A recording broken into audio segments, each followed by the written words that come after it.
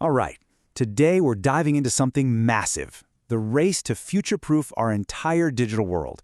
We're talking about protecting everything we do online from a new kind of threat, one that could literally break the internet's security as we know it. A quantum crypto apocalypse. I mean, that sounds like something straight out of a movie, right? But back in 2016, security experts at NCC Group were already warning that this is a very real threat coming our way. So what exactly is this apocalypse they're talking about? And that's really the big question, isn't it? So for this explainer, we're going to use that NCC Group report as our guide. We'll break down what the threat is, how much time we think we have, and the global race that's on to build our defenses.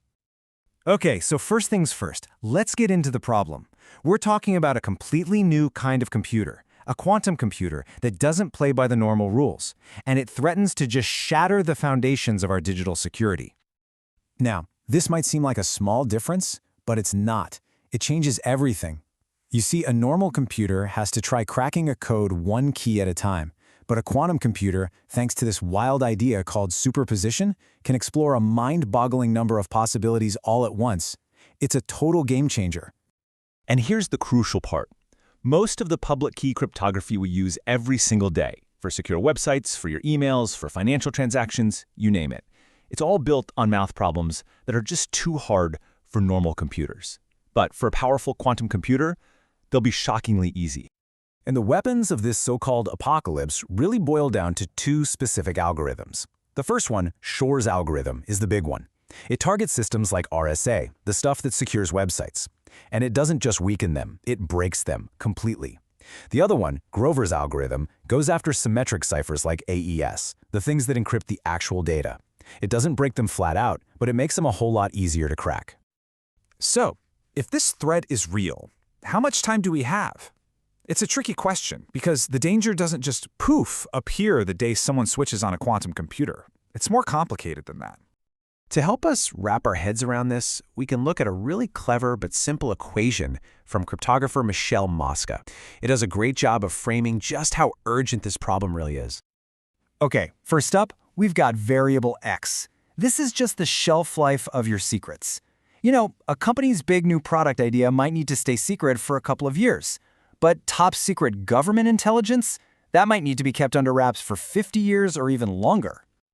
Then there's Y, the time it's going to take us to upgrade, well, everything. And this isn't some simple software update. We're talking about a massive overhaul of the security built into servers, our phones, cars, satellites, every single corner of our digital lives. And finally, we have Z. And this is the big unknown. When is a quantum computer that's powerful enough to do this stuff actually going to exist? You know, back in 2016, people were guessing everything from a decade away to maybe never. The estimates were all over the place. And here is where it all clicks. If the time your secrets need to stay secret, plus the time it takes to upgrade everything, is more than the time we have until a quantum computer shows up, we have a serious problem, and it means we need to be worrying right now. And here's exactly why that urgency is so real. Adversaries can just record our encrypted data today. All of it. They can siphon it up, store it on hard drives, and just wait. They wait until they have a quantum computer years from now, and then they can decrypt everything they've collected. So the vulnerability isn't in the future. It's now.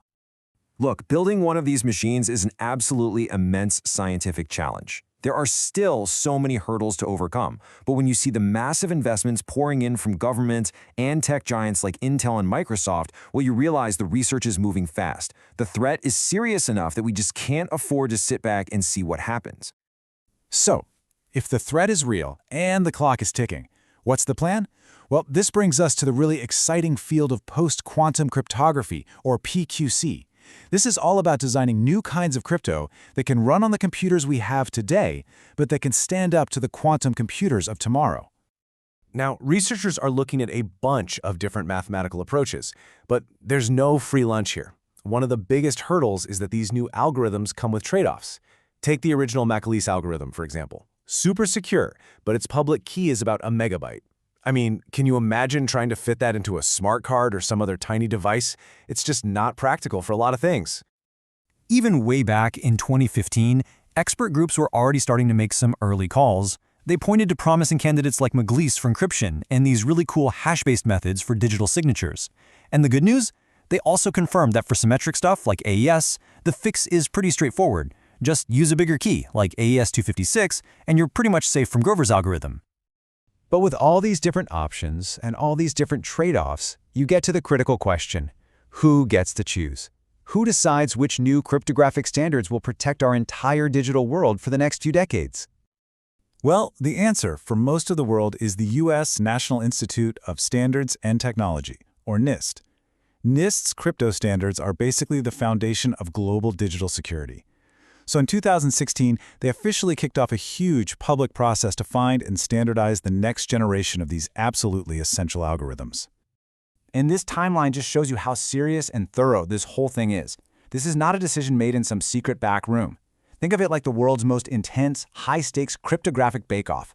Teams from all over the world submit their best algorithms.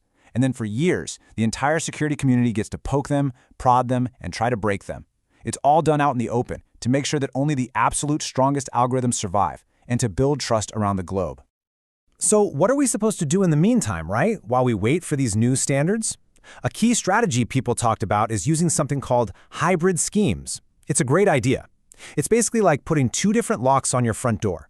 You have your classic, trusted lock like ECDH, and right next to it, you put a new post-quantum one. That way, you're protected against both today's threats and tomorrow's. And all of this leaves us with one final big thought. Our entire digital world is built on a foundation of trust that's provided by cryptography. And we are now in a race to rebuild that entire foundation before a whole new type of machine comes along that can shatter it.